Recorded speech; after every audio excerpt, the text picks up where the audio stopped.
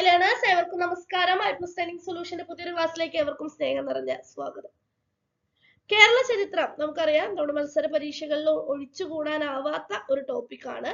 അതിൽ തന്നെ കേരള നവോത്ഥാനവുമായി ബന്ധപ്പെട്ട് ധാരാളം ചോദ്യങ്ങൾ വരാറുണ്ട്. കേരള നവോത്ഥാന നായകരെ കുറിച്ചിട്ട് നമ്മൾ ഒരുപാട് ക്ലാസ്സുകളൊക്കെ കണ്ടിട്ടുണ്ട്, ഒരുപാട് കാര്യങ്ങൾ നമ്മൾ പഠിച്ചിട്ടുണ്ട്. അത്രത്തോളം പ്രാധാന്യം അർഹിക്കുന്ന ഒന്ന് തന്നെയാണ് കേരള നവോത്ഥാന നായികമാർ എന്നുള്ള കാര്യം.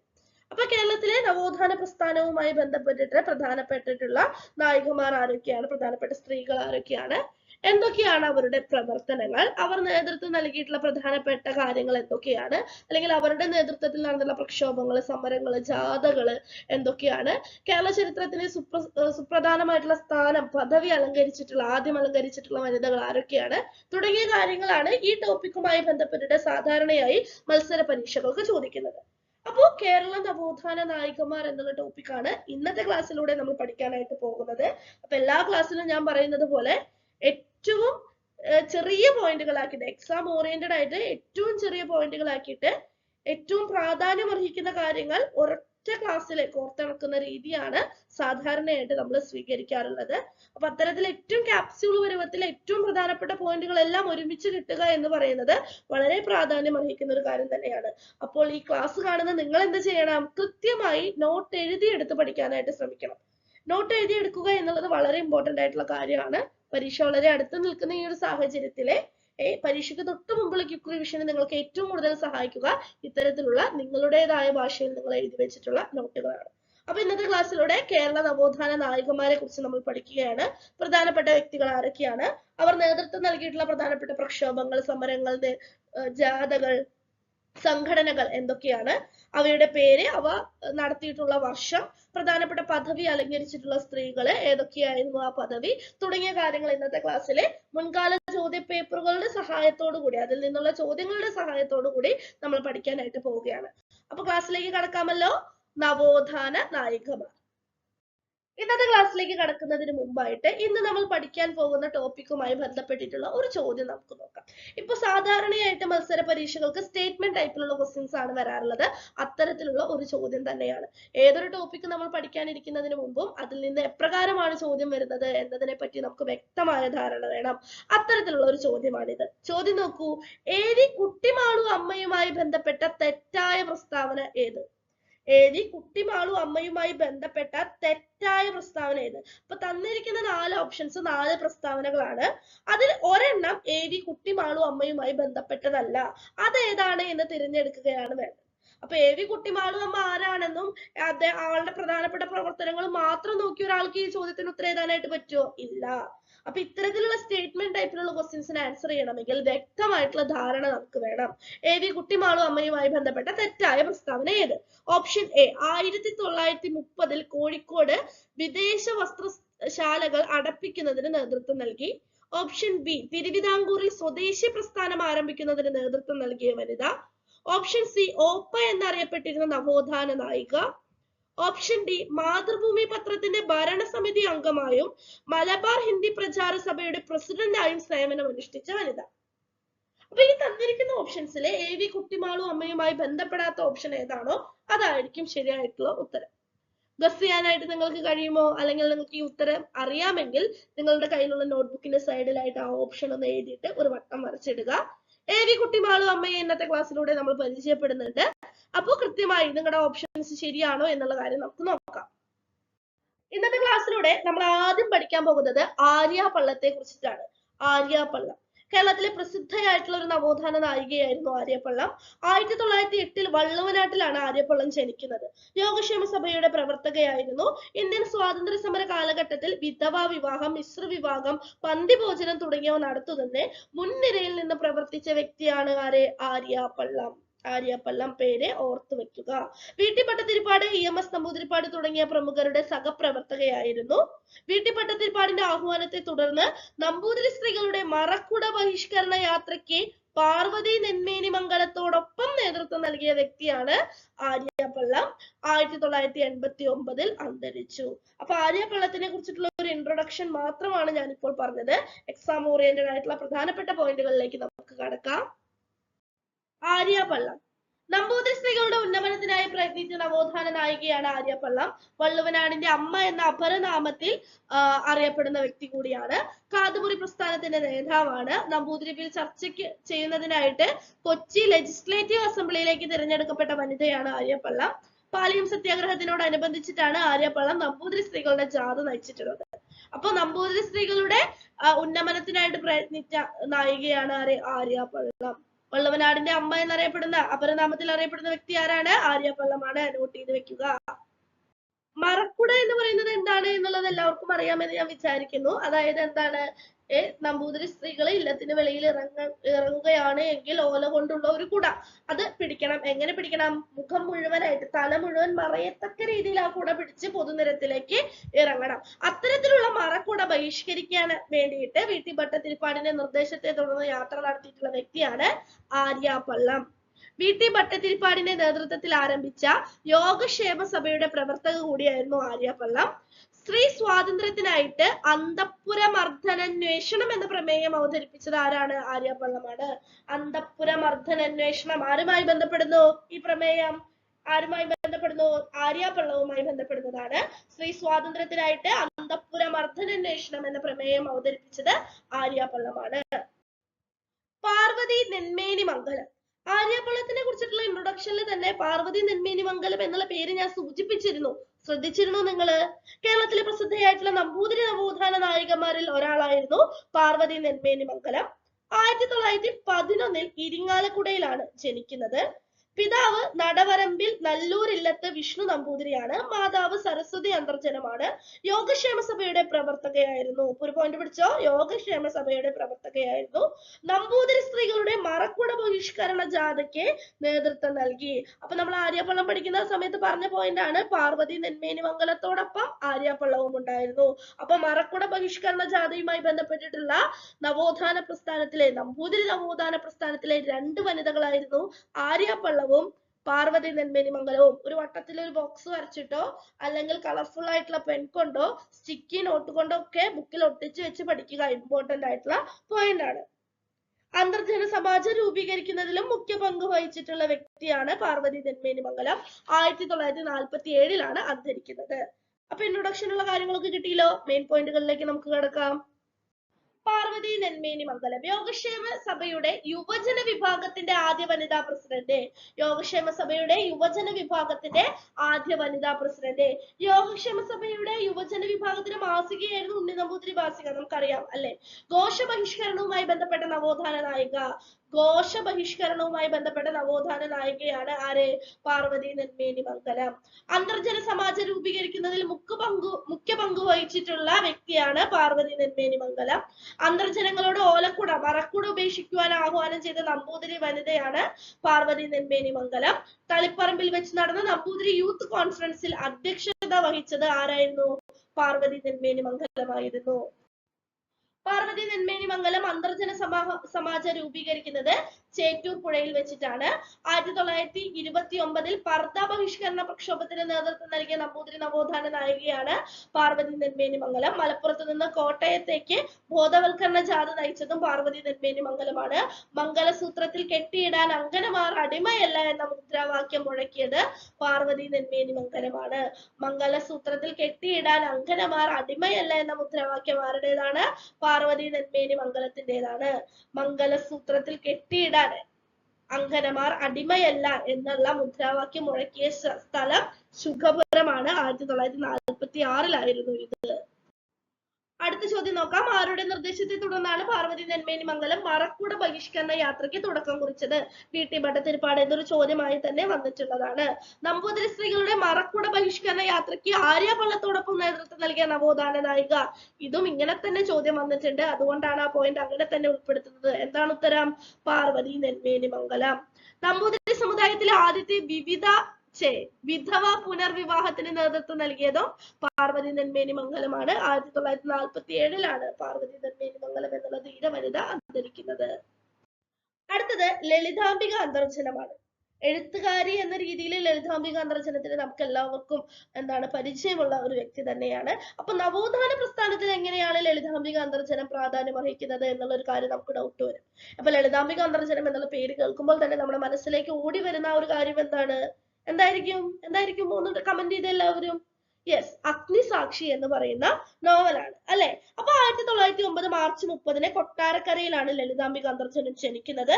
ദാമോദരൻ നമ്പൂതിരി ആയിരുന്നു പിതാവ്, ആര്യാദേവി അന്തർജനമായിരുന്നു മാതാവ്. നമ്പൂതിരി കുടുംബങ്ങളുടെ അകത്തളങ്ങളിൽ സ്ത്രീകൾ അനുഭവിച്ചിരുന്ന ദുരിതങ്ങളായിരുന്നു ലളിതാംബിക അന്തർജനങ്ങളുടെ കഥകളിലെ പ്രധാനപ്പെട്ട പ്രതിപാദ്യം. കുഞ്ഞോരാമ ഗോസായി പറഞ്ഞ കഥ, മൂടുപടത്തിൽ, കാലത്തിന്റെ ഏടുകൾ, അഗ്നിപുഷ്പങ്ങൾ തുടങ്ങി ധാരാളം കഥകൾ എഴുതിയിട്ടുള്ള വ്യക്തിയാണ് ആര്? ലളിതാംബിക അന്തർജനം. പിന്നെ കിളിവാതിലിലൂടെ, തകർന്ന തലമുറ, കണ്ണുനീരിന്റെ പുഞ്ചിരി തുടങ്ങിയ കഥാസമാഹാരങ്ങൾ പ്രസിദ്ധീകരിച്ചിട്ടുണ്ട്. സീത മുതൽ സത്യവതി വരെ എന്നുള്ളത് ഉപന്യാസ സമാഹാരമാണ്.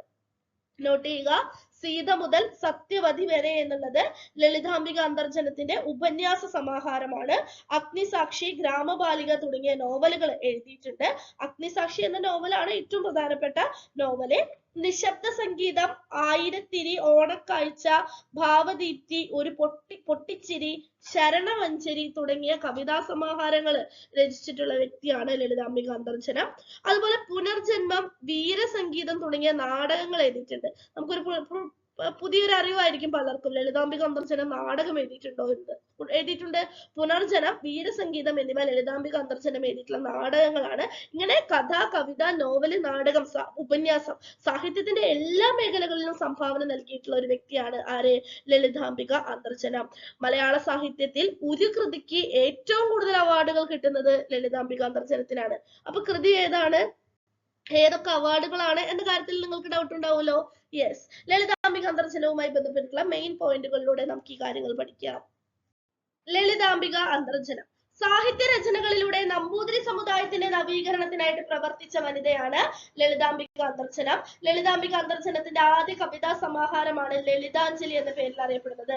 ലളിതാംബിക അന്തർജനത്തിന്റെ ആദ്യ കവിതാ സമാഹാരം ഏതാണ്? ലളിതാഞ്ജലിയാണ്. ലളിതാംബിക അന്തർജനത്തിന്റെ ആദ്യ നോവലാണ് അഗ്നിസാക്ഷി. ലളിതാംബിക അന്തർജനത്തിന് വയലാർ അവാർഡ്, കേരള സാഹിത്യ അക്കാദമി അവാർഡ്, കേന്ദ്ര സാഹിത്യ അക്കാദമി അവാർഡ്, ബഷീർ പുരസ്കാരം എന്നിങ്ങനെ 4 അവാർഡുകളാണ് ഏത് കൃതിക്ക് കിട്ടിയത്? അഗ്നിസാക്ഷി എന്ന 1976 രചിച്ചിട്ടുള്ള കൃതിക്ക് ലഭിച്ചത്. ആദ്യത്തെ വയലാർ അവാർഡ് 1977. അപ്പൊ വയലാർ അവാർഡ് ആരംഭിച്ചത് ഏത് വർഷമാണ്? 1977 ആദ്യത്തെ വയലാർ അവാർഡ് കിട്ടുന്നത് ആർക്കാണ്? അഗ്നിസാക്ഷിക്കാണ്. അഗ്നിസാക്ഷി നോവൽ എഴുതിയത് ആരാണ്? ലളിതാംബിക അന്തർജനമാണ്. ആത്മകഥയ്ക്കൊരു ആമുഖം, ആരുടെ ആത്മകഥയാണ്? ഒരുപാട് വട്ടം ചോദിച്ചിട്ടുള്ളതാണ്. ലളിതാംബിക അന്തർജനത്തിന്റെ ആത്മകഥയുടെ പേരാണ് ആത്മകഥയ്ക്കൊരു ആമുഖം.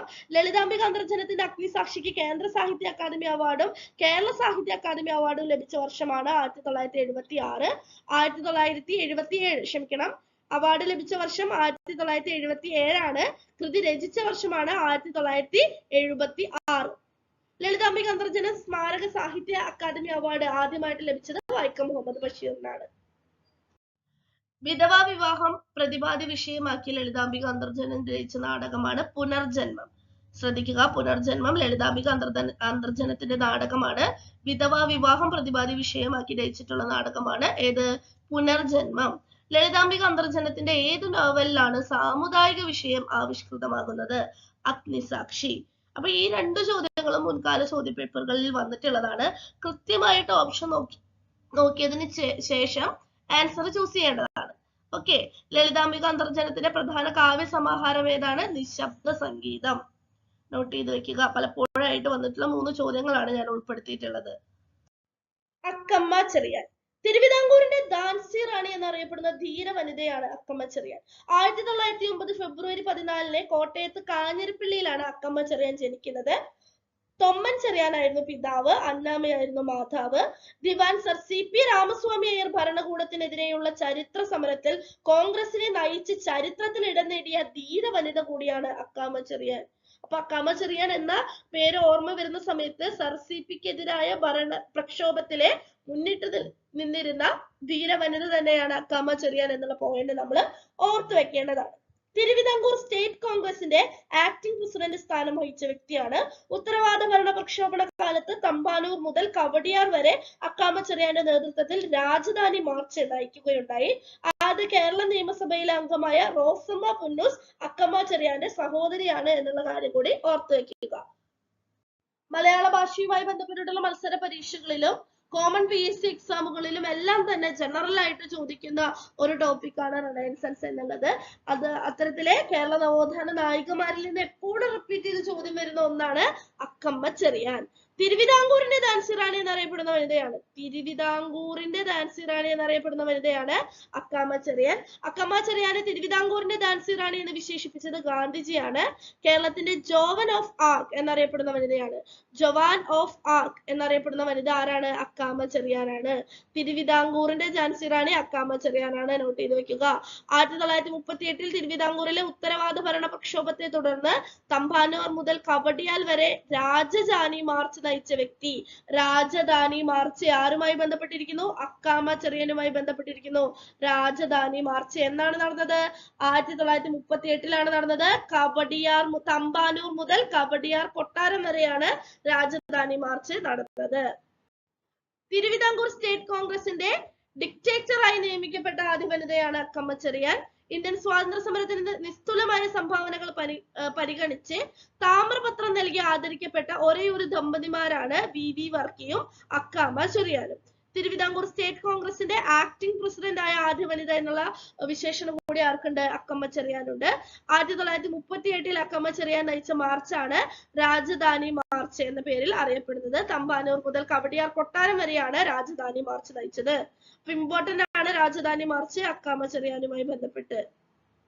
അക്കാമ ചെറിയാന്റെ പ്രസിദ്ധമായിട്ടുള്ള ഒരു കോട്ട് നമുക്ക് നോക്കാം. ഞാനാണ് നേതാവ്, മറ്റുള്ളവരെ കൊല്ലുന്നതിന് മുമ്പ് നിങ്ങൾ ആദ്യം എന്നെ വെടിവെക്കുക. ഇതാരുടെ വാക്കുകളാണ്? അക്കമ്മ ചെറിയാന്റെ വാക്കുകളാണ്. ഞാനാണ് നേതാവ്, മറ്റുള്ളവരെ കൊല്ലുന്നതിന് മുമ്പ് നിങ്ങൾ ആദ്യം എന്നെ വെടിവെക്കുക എന്ന് പറഞ്ഞത് അക്കാമ ചെറിയാനാണ്. അക്കാമ ചെറിയാന്റെ നേതൃത്വത്തിൽ സ്ഥാപിതമായ സ്ത്രീകളുടെ സന്നദ്ധ സേവാ സംഘമാണ് ദേശസേവികാ സംഘം. ദേശസേവികാ സംഘം സ്ഥാപിച്ചതാരാണ്? അക്കമ്മ ചെറിയാനാണ്. തിരുവിതാംകൂർ സ്റ്റേറ്റ് കോൺഗ്രസ് രൂപം നൽകിയ വനിതാ വോളണ്ടിയർ ഗ്രൂപ്പാണ് ദേശസേവികാ സംഘം എന്ന പേരിൽ അറിയപ്പെട്ടത്. അക്കമ്മ ചെറിയാന്റെ പ്രധാനപ്പെട്ട കൃതിയാണ് 1114 കഥ. അക്കമ്മ ചെറിയാന്റെ ആത്മകഥയാണ് ജീവിതം ഒരു സമരം.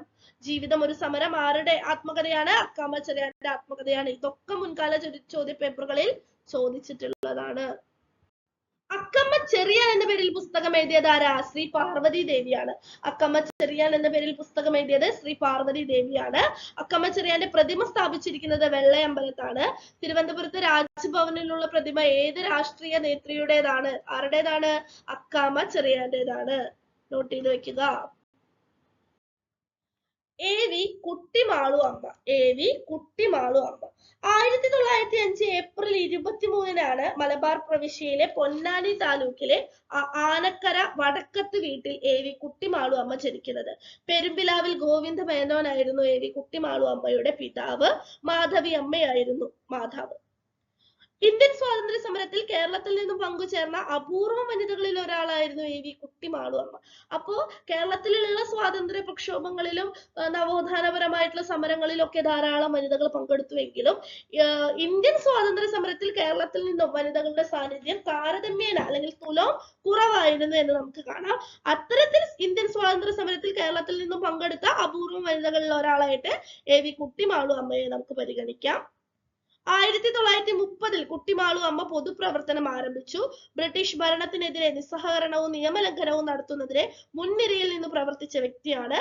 സ്വദേശി പ്രസ്ഥാനം ആരംഭിക്കുന്നതിന് മുമ്പ് കുട്ടിമാളു അമ്മ നേതൃത്വം നൽകിയിട്ടുണ്ട്. സ്വാതന്ത്ര്യ സമരത്തിൽ പങ്കാളിയായതിനെ കുട്ടിമാളു അമ്മയ്ക്ക് ജയിലിൽ കിടക്കേണ്ടതായിട്ട് വന്നു. 5 വർഷത്തോളമാണ് AV കുട്ടിമാളു അമ്മ സ്വാതന്ത്ര്യ സമരത്തിൽ പങ്കെടുത്തു എന്ന കാരണം കൊണ്ട് ജയിൽ ശിക്ഷ അനുഭവിച്ചത്. 1936 മദിരാശി തെരഞ്ഞെടുപ്പിൽ മലബാറിലെ അർബൻ സീറ്റിൽ നിന്നും കോൺഗ്രസ് ടിക്കറ്റിൽ കുട്ടിമാളു അമ്മയും ഭർത്താവായ മാധവ മേനോനും തിരഞ്ഞെടുക്കപ്പെടുകയുണ്ടായി. ഇന്ത്യൻ നാഷണൽ കോൺഗ്രസിന്റെ സജീവ പ്രവർത്തക എന്ന നിലയിലെ 1940 വ്യക്തി സത്യാഗ്രഹത്തിന് ഗാന്ധിജി നിയോഗിച്ചവരിൽ ഒരാള് കുട്ടിമാളു അമ്മയായിരുന്നു. 1942 ക്വിറ്റ് ഇന്ത്യ സമരത്തിൽ പങ്കെടുക്കുകയും 2 വർഷം അമരാവതിയിലെ പ്രസിഡൻസിയിൽ ജയിൽ വാസം അനുഭവിക്കുകയും ചെയ്ത വ്യക്തിയാണ് AV കുട്ടിമാളു അമ്മ. കോഴിക്കോടിൽ അനാഥ മന്ദിരം, ബാലമന്ദിരം തുടങ്ങിയവ സ്ഥാപിക്കുന്നതിന് മുൻകൈയെടുത്ത കുട്ടിമാളു അമ്മ 1985 അന്തരിക്കുന്നത്.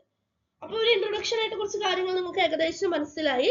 കേരളത്തിലെ സ്വാതന്ത്ര്യ സമര പരിപാടികളിൽ മാത്രമല്ല, ഇന്ത്യൻ സ്വാതന്ത്ര്യ സമര പ്രക്ഷോഭങ്ങളിൽ കേരളത്തിന് വെളിയിൽ പോയി പങ്കെടുക്കുകയും ചെയ്തിട്ടുള്ള ഒരു വ്യക്തിയാണ് AV കുട്ടിമാളു അമ്മ.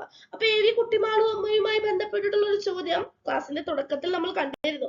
അപ്പൊ ആ ചോദ്യത്തിന് ഉത്തരം അറിയണമെങ്കിൽ ഇനി വരുന്ന മെയിൻ പോയിന്റുകൾ കൃത്യമായിട്ട് നോക്കാനായിട്ട് ശ്രദ്ധിക്കുക. ആ പോയിന്റുകളിലേക്ക് നമുക്ക് കടക്കാം.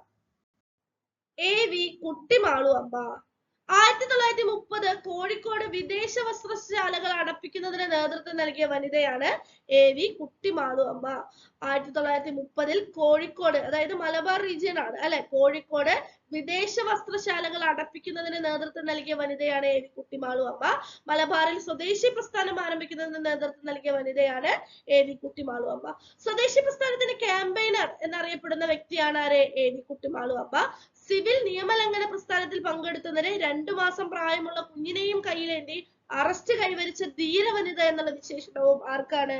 AV കുട്ടിമാളു അമ്മുവിനാണ്. ഓപ്പ എന്നറിയപ്പെടുന്ന നവോത്ഥാന നായിക AV കുട്ടിമാളു അമ്മയാണ്.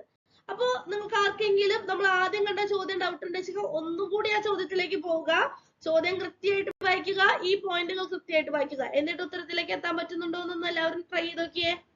AV കുട്ടിമാളു അമ്മ മദ്രാസ് അസംബ്ലിയിലേക്ക് തിരഞ്ഞെടുക്കപ്പെട്ട വർഷം 1936 ആണ്.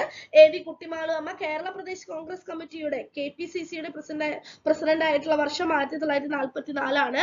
2ാം തവണ മദ്രാസ് അസംബ്ലിയിലേക്ക് തിരഞ്ഞെടുക്കപ്പെട്ട വർഷം 1946 ആണ്. മാതൃഭൂമി പത്രത്തിന്റെ ഭരണസമിതി അംഗമായും മലബാർ ഹിന്ദി പ്രചാര സഭയുടെ പ്രസിഡന്റായിട്ട് സേവനമനുഷ്ഠിച്ച വനിതയാണ് AV കുട്ടിമാളു അമ്മ. ആനി മസ്ക്രീൻ ഇന്ത്യൻ സ്വാതന്ത്ര്യ സമര സേനാനിയും തിരുവനന്തപുരത്ത് ലോകസഭാ അംഗവുമായിരുന്ന ആനി മസ്ക്രീൻ 1902 ജൂൺ 6 ജനിക്കുന്നത്. 1963 ജൂലൈ 19 അന്തരിക്കുകയും ചെയ്തു. കേരളത്തിൽ നിന്ന് ലോകസഭാ അംഗമായി തിരഞ്ഞെടുക്കപ്പെട്ട ആദ്യ വനിത എന്ന പ്രത്യേകത അല്ലെങ്കിൽ വിശേഷണം ആർക്കാണ്? ആനി മസ്ക്രീന് ആണ്. കേരളത്തിലെ ആദ്യത്തെ വനിതാ പ്രധാനമന്ത്രിയാണ്. തെക്കേ ഇന്ത്യയിൽ നിന്ന് പാർലമെന്റ് അംഗമായ ആദ്യ വനിതയാണ്. മന്ത്രിസഭയിൽ നിന്ന് രാജിവെച്ച ആദ്യ വനിത തുടങ്ങിയ ഒട്ടനവധി റെക്കോർഡുകൾ സ്വന്തമാക്കിയ മലയാളി വനിതയാണ് ആനി മസ്ക്രീൻ. ലോകസഭയിലേക്ക് തിരഞ്ഞെടുക്കപ്പെടുന്നതിന് മുമ്പേ തന്നെ 1948 1952 കാലഘട്ടത്തിൽ തിരുക്കൊച്ചി ലെജിസ്ലേറ്റീവ് അസംബ്ലിയിൽ മെമ്പറും പറവൂർ TK നാരായണപിള്ളയുടെ നേതൃത്വത്തിലുള്ള മന്ത്രിസഭയിൽ ആരോഗ്യം വൈദ്യുതി വകുപ്പുകൾ കൈകാര്യം ചെയ്തിരുന്ന മന്ത്രിയുമായിരുന്നു ആനി മസ്ക്രീൻ. അപ്പൊ ആനി മസ്ക്രീനെ കുറിച്ചിട്ട് സ്റ്റേറ്റ്മെന്റ് ടൈപ്പിലുള്ള ഒരുപാട് ക്വസ്റ്റ്യൻസ് അല്ലെങ്കിൽ ഒരുപാട് പോയിന്റുകൾ വന്ന് ചോദ്യം വരാനുള്ള സാധ്യത വളരെ കൂടുതലാണ്. അതുകൊണ്ട് കൃത്യമായിട്ട് ആനി മസ്ക്രീനുമായിട്ടുള്ള പ്രധാനപ്പെട്ട പോയിന്റുകൾ പഠിച്ചു വെക്കണം. ആനി മസ്ക്രീൻ എല്ലാ പോയിന്റുകളും വളരെ ഷോർട്ട് ആയിട്ടാണ് നമ്മൾ കൊടുത്തിരിക്കുന്നത്. കൃത്യമായിട്ട് പഠിക്കാനായിട്ട് എല്ലാവരും ശ്രമിക്കുക. ലോകസഭാ മെമ്പറായ ആദ്യ മലയാളിയാണ് ആനി മസ്ക്രീൻ. കേരളത്തിന്റെ ഝാൻസി റാണി എന്നറിയപ്പെടുന്ന വ്യക്തിയാണ് ആനി മസ്ക്രീൻ. തിരുക്കൊച്ചി സംസ്ഥാനത്തിലെ ആദ്യ വനിതാ മന്ത്രി, വളരെ ഇമ്പോർട്ടന്റ് ആണ്, അണ്ടർലൈൻ ചെയ്തിട്ട് പഠിച്ചോ. തിരുക്കൊച്ചി സംസ്ഥാനത്തിലെ ആദ്യ വനിതാ മന്ത്രിയാണ് ആനി മസ്ക്രീൻ. കോൺസ്റ്റിറ്റ്യൂവന്റ് അസംബ്ലിയിലെ തിരുവിതാംകൂറിൽ നിന്നുള്ള ഏക വനിതാ പ്രതിനിധി എന്നുള്ള വിശേഷണവും ആനി മസ്ക്രീൻ ആണ്. തിരുവിതാംകൂർ സ്റ്റേറ്റ് കോൺഗ്രസ് വർക്കിംഗ് കമ്മിറ്റിയിൽ അംഗമായ ആദ്യ വനിതയാണ്. ആനി മസ്കിൻ സ്ക്വയർ സ്ഥിതി ചെയ്യുന്നത് തിരുവനന്തപുരത്തെ വഴുതക്കാടാണ്. ആനി മസ്ക്രീന്റെ വെങ്കല പ്രതിമ വഴുതക്കാട് അനാച്ഛാദനം ചെയ്തത് അന്നത്തെ ഉപരാഷ്ട്രപതിയായിട്ടുള്ള ഹമീദ് അൻസാരി ആയിരുന്നു. കേരളത്തിൽ നിന്ന് ലോകസഭ അംഗമായ ആദ്യ വനിതയാണ് ആനി മസ്ക്രീൻ. അപ്പൊ കേരളത്തിൽ നിന്ന് ലോകസഭ അംഗമായതാര്, രാജ്യസഭ അംഗമായതാര് എല്ലാം പഠിച്ചു വെക്കണം. കേരളത്തിൽ നിന്ന് ലോകസഭ അംഗമായ ആദ്യ വനിതയാണ് ആനി മസ്ക്രീൻ. ഏത് മന്ത്രിസഭയിലായിരുന്നു ആനി മസ്ക്രീൻ ആരോഗ്യം വൈദ്യുതി വകുപ്പുകൾ കൈകാര്യം ചെയ്തിരുന്നത്? പറവൂർ TK നാരായണൻ മന്ത്രിസഭ, തിരുക്കൊച്ചി മന്ത്രിസഭയിലെ പറവൂർ TK നാരായണൻ മന്ത്രിസഭയിലെ ആനി മസ്ക്രീൻ കൈകാര്യം ചെയ്തിരുന്ന വകുപ്പുകൾ ഏതൊക്കെയാണ്? ആരോഗ്യവും വൈദ്യുതി വകുപ്പുകളാണ്. ഭരണഘടനാ നിർമ്മാണ സഭയിൽ തിരുവിതാംകൂറിനെ പ്രതിനിധീകരിച്ച വനിതയാണ് എന്ന് നമ്മൾ പറഞ്ഞു അല്ലെ. തിരുക്കൊച്ചി ചരിത്രത്തിലെ ഏക വനിതാ മന്ത്രിയും ആനി മസ്ക്രീൻ ആണ്. മന്ത്രിസ്ഥാനം വഹിച്ച ആദ്യ മലയാളി വനിത എന്നുള്ള വിശേഷണവും ആനി മസ്ക്രീൻ ആണ്. ഏറ്റവും ഇമ്പോർട്ടന്റ് ആയിട്ടുള്ള 3 പോയിന്റുകൾ ഒരുമിച്ച് വീണ്ടും പറഞ്ഞതാണ്. തിരുക്കൊച്ചി മന്ത്രിസഭയിലെ ആദ്യ വനിത എന്നുള്ള വിശേഷണവും മന്ത്രിസഭയിൽ നിന്ന് രാജിവെച്ച ആദ്യ വനിത എന്നുള്ള വിശേഷണവും ആനി മസ്ക്രീൻ ആണ്. തിരുവനന്തപുരം വിമൻസ് കോളേജ് ജംഗ്ഷനിലെ പ്രതിമ ഏത് നേതാവിൻ്റെതാണ്? നമ്മൾ പഠിച്ചതാണ് ആരാണ് പ്രതിമാനാച്ഛാദനം ചെയ്തത് എന്നുള്ളത്.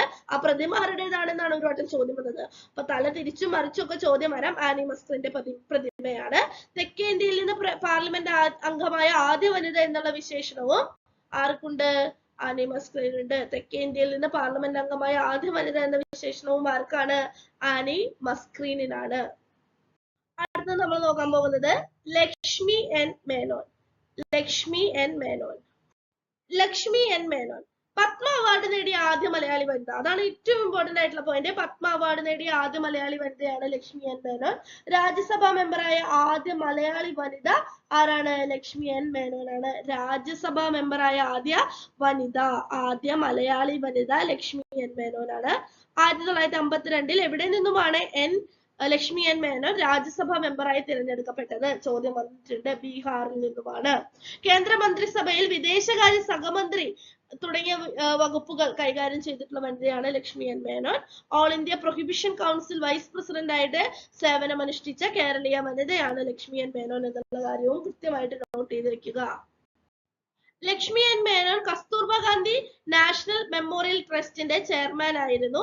1972-85 കാലഘട്ടത്തിലാണ് കസ്തൂർബ ഗാന്ധി നാഷണൽ മെമ്മോറിയൽ ട്രസ്റ്റിന്റെ ചെയർമാൻ എന്നുള്ള പദവി അലങ്കരിച്ചത്. കസ്തൂർബ ഗാന്ധിയുടെ സ്മരണ ദിനം മാതൃത്വ ദിനമായിട്ട് ആചരിക്കുവാൻ മുൻകൈയെടുത്ത വനിതയാണ്. ലക്ഷ്മി എൻ മേനോന് പത്മഭൂഷൺ അവാർഡ് ലഭിച്ചിട്ടുണ്ട്. 1957 നമ്മളിവിടെ പത്മ അവാർഡ് ലഭിച്ചിട്ടുണ്ട് എന്ന് പറഞ്ഞല്ലേ, പത്മഭൂഷൺ ആണ് ലഭിച്ചത്. 1957 ലഭിക്കുന്നത്. കേരളീയ നവോത്ഥാന നായികമാരിൽ പ്രാധാന്യമർഹിക്കുന്ന ലളിത പ്രഭുവിനെ കുറിച്ചിട്ട് അടുത്തതായിട്ട് നമുക്ക് നോക്കാം. ലളിത പ്രഭു താലി കേസുമായി ബന്ധപ്പെട്ട വനിതയാണ് ലളിത പ്രഭു. അതായത് ബ്രിട്ടനെതിരെയുള്ള സമരത്തിൽ താലി ഉൾപ്പെടെയുള്ള മുഴുവൻ ആഭരണങ്ങളും ജയിൽവാസ സമയത്ത് ഉപേക്ഷിച്ചു. അതാണ് താലി കേസ് എന്ന പേരിൽ അറിയപ്പെടുന്നത്. അപ്പൊ താലി കേസുമായി ബന്ധപ്പെട്ട വ്യക്തിയാണ് ആര്? ലളിത പ്രഭു.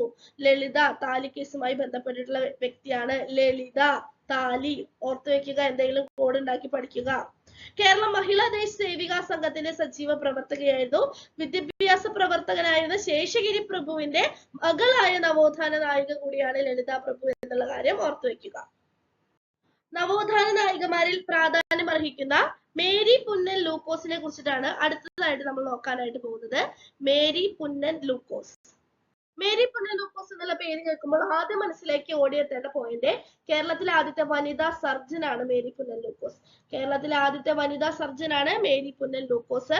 ഇന്ത്യയിലെ ആദ്യത്തെ സർജൻ ജനറൽ എന്ന പദവിയിൽ എത്തുന്ന വ്യക്തി കൂടിയാണ് മേരി പുന്നൻ ലൂക്കോസ്.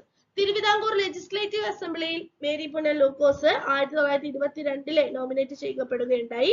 തിരുവിതാംകൂർ ലെജിസ്ലേറ്റീവ് അസംബ്ലിയിലേക്ക് തിരഞ്ഞെടുക്കപ്പെട്ട ആദ്യ വനിത കൂടിയാണ് മേരി പുന്നൻ ലൂക്കോസ് എന്നുള്ള കാര്യം ഓർമ്മയിൽ വെക്കുക. നാഗർകോവിലിൽ ക്ഷയരോഗ പരിപാലന കേന്ദ്രം സ്ഥാപിക്കുന്നത് മേരി പുന്നൻ ലൂക്കോസ് ആണ്. തിരുവനന്തപുരത്ത് റേഡിയോ സാനിറ്റേഷൻ സ്ഥാപിക്കുന്നതും ആരാണ്? മേരി പുന്നൻ ലൂക്കോസ് ആണ്. അപ്പൊ കേരളത്തിലെ ആദ്യത്തെ വനിതാ സർജൻ ആരായിരുന്നു? മേരി പുന്നൻ ലൂക്കോസ് ആയിരുന്നു. ഈ ഒരു ചോദ്യം നോക്കൂ. AV കുട്ടിമാളു അമ്മയുമായി ബന്ധപ്പെട്ട തെറ്റായ പ്രസ്താവന ഏത്? നമ്മുടെ ക്ലാസ്സിന്റെ തുടക്കത്തിൽ നമ്മൾ കണ്ട ചോദ്യമാണ് അല്ലെ. ഈ ചോദ്യത്തിന്റെ ഉത്തരം എന്താണ്? 1930 കോഴിക്കോട് വിദേശ വസ്ത്രശാലകൾ അടപ്പിക്കുന്നതിന് നേതൃത്വം നൽകിയ വ്യക്തിയാണ്. ശരിയാണല്ലോ? അതെ. ഓപ്പ എന്നറിയപ്പെട്ടിരുന്ന നവോത്ഥാന നായികയായിരുന്നു AV കുട്ടിമാളു അമ്മ. മാതൃഭൂമി പത്രത്തിന്റെ ഭരണസമിതി അംഗമായും മലബാർ ഹിന്ദി പ്രചാര സഭയുടെ പ്രസിഡന്റായും സേവനമനുഷ്ഠിച്ച വനിതയാണ്. ഓപ്ഷൻ ബി ആണ് എന്താണ് ശരിയായ ഉത്തരം. AV കുട്ടിമാളു അമ്മയുമായി ബന്ധപ്പെട്ട തെറ്റായ പ്രസ്താവനയും ഓപ്ഷൻ ബി ആണ്. എന്തുകൊണ്ട്? നോക്കൂ, ഓപ്ഷൻ ബി എന്താ കൊടുത്തിരിക്കുന്നത്? തിരുവിതാംകൂറിൽ സ്വദേശി പ്രസ്ഥാനം ആരംഭിക്കുന്നതിന് നേതൃത്വം നൽകിയ വനിത. സ്വദേശി പ്രസ്ഥാനം ആരംഭിക്കുന്നതിന് നേതൃത്വം നൽകിയ വനിതയാണ് ആര്? AV കുട്ടിമാളു അമ്മ. പക്ഷേ തിരുവിതാംകൂറിലാണോ? അല്ല, മലബാറിലാണ് അല്ലെ. മലബാറിൽ സ്വദേശി പ്രസ്ഥാനം ആരംഭിക്കുന്നതിന് നേതൃത്വം നൽകിയ വനിതയാണ്. അപ്പൊ ഇവിടെ ഓപ്ഷനിൽ കൊടുത്തിരിക്കുന്നത് തിരുവിതാംകൂറിൽ എന്നാണ്. അത് തെറ്റാണ്. ചോദ്യം വന്നിരിക്കുന്ന രീതി നോക്കിയേ. പ്രത്യക്ഷത്തിൽ നമ്മൾ വായിച്ചു പോകുമ്പോൾ നമുക്ക് കിട്ടില്ല. വരികൾക്കിടയിലൂടെ വായിച്ചാൽ മാത്രമാണ്, ശ്രദ്ധിച്ച് വായിച്ചാൽ മാത്രമാണ് ഇത്തരത്തിലുള്ള പോയിന്റുകൾ നമുക്ക് കിട്ടുന്നത്. അപ്പൊ ഈ ഒരു ഓപ്ഷൻ കുറെ പേര് ശരിയാക്കിയിട്ടുണ്ടാവും, കുറെ പേർക്ക് കൺഫ്യൂഷൻ ആയിട്ടുണ്ടാവും. അപ്പൊ ഇത്തരത്തിലുള്ള ചോദ്യം വരുമ്പോൾ വളരെയധികം ശ്രദ്ധിച്ച് ഉത്തരം എഴുതാനായിട്ട് ശ്രമിക്കണം. ഇന്നത്തെ ക്ലാസ്സിലൂടെ ഏറ്റവും പ്രധാനപ്പെട്ട ഒരു ടോപ്പിക്കാണ് നമ്മൾ പഠിച്ചത്. ഏറ്റവും കൂടുതൽ ചോദ്യങ്ങൾ കണ്ടുവരുന്ന ഒരു ഏരിയ കൂടിയാണ് കേരള നവോത്ഥാന നായകന്മാർ എന്നുള്ളത്. അപ്പൊ പ്രധാനപ്പെട്ട കാര്യങ്ങളൊക്കെ പഠിച്ചു കഴിഞ്ഞു. എങ്ങനെയാണ് ചോദ്യം വരിക എന്ന് നമ്മൾ നോക്കി. മുൻകാല ചോദ്യ പേപ്പറുകളിൽ വന്നിട്ടുള്ള 3 ചോദ്യങ്ങളാണ് നിങ്ങൾക്ക് ഇപ്പോൾ സ്ക്രീനിൽ കാണാവുന്നത്. കേരളത്തിന്റെ ഝാൻസി റാണി എന്നറിയപ്പെടുന്നത് ആരെ? ഓപ്പ എന്നറിയപ്പെട്ടിരുന്ന നവോത്ഥാന നായിക ആരെ? തിരുവിതാംകൂറിന്റെ ഝാൻസി റാണി എന്നറിയപ്പെടുന്ന വനിത ആര്? ഇന്നത്തെ ക്ലാസ്സിലൂടെ പഠിച്ചിട്ടുള്ള 3 പോയിന്റുകളാണ് ഇവിടെ ചോദ്യങ്ങളായിട്ട് തന്നിട്ടുള്ളത്. ശരിയായിട്ടുള്ള ഉത്തരം നിങ്ങൾക്ക് അറിയാമെങ്കിൽ എ എന്നുള്ള ഓപ്ഷൻ ടൈപ്പ് ചെയ്യുക, ഉത്തരം ഏതാണെന്ന് എഴുതുക. ബി എന്നുള്ളത് ടൈപ്പ് ചെയ്യുക, ഉത്തരം ഏതാണെന്നുള്ളത് ടൈപ്പ് ചെയ്യുക. സിയും അതുപോലെ തന്നെ ടൈപ്പ് ചെയ്യുക. അപ്പോൾ കൃത്യമായിട്ട് കമന്റ് ബോക്സിൽ രേഖപ്പെടുത്തുക ഈ 3 ചോദ്യങ്ങളുടെ ഉത്തരം ഏതാണ് എന്ന്. ഒരു കാര്യം മറക്കരുത്, ചോദ്യത്തിന്റെ ഓപ്ഷൻ നമ്പർ ഇടാൻ മറക്കരുത്. എ ആണോ ബി ആണോ സി ആണോ എന്ന് എഴുതിയതിനു ശേഷം ടൈപ്പ് ചെയ്യാനായിട്ട് ശ്രമിക്കുക. ഇന്ന് നമ്മൾ പഠിച്ചതിൽ നിന്ന് എക്സാം ഓറിയന്റഡ് ആയിട്ട് ഏറ്റവും കൂടുതൽ റിപ്പീറ്റ് ചെയ്തിട്ടുള്ള 3 ചോദ്യങ്ങളാണ് ഉൾപ്പെടുത്തിയിട്ടുള്ളത്. ഇതൊരു ചലഞ്ച് ആയിട്ട് ഏറ്റെടുക്കുക. ഏതാണ് ശരി ഉത്തരം എന്ന് നമുക്ക് നോക്കാം. അപ്പൊ ഇന്നത്തെ ക്ലാസ് എല്ലാവർക്കും ഉപകാരപ്രദമായി എന്ന് കരുതുന്നു. ക്ലാസ്സിനെ കുറിച്ചിട്ടുള്ള നിങ്ങളുടെ വിലയേറിയ അഭിപ്രായങ്ങൾ രേഖപ്പെടുത്താൻ മറക്കരുത്. Thank you learners.